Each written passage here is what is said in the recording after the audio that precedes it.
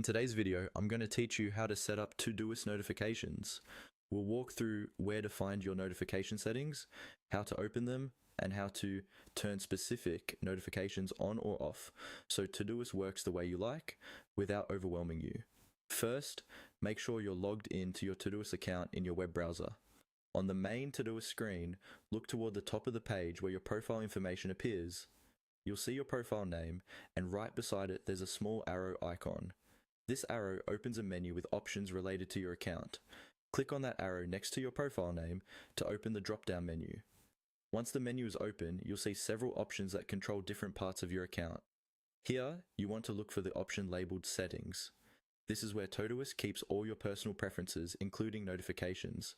Go ahead and click on Settings. A new window or panel will open, usually in the middle of your screen, showing different tabs for things like Account, Theme, and more. Inside the Settings window, find and click on the tab called Notifications. This tab is dedicated to everything related to how and when Todoist alerts you.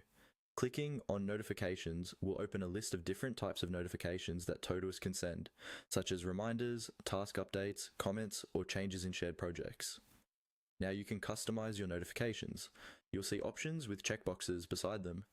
Each checkbox represents a specific notification type. If a box is checked, that means you'll receive that kind of notification. If it's unchecked, you won't. To set things up the way you want, simply check the boxes for the notifications you find helpful and uncheck the ones you don't need. Take a moment to read through each option and think about how you use Todoist.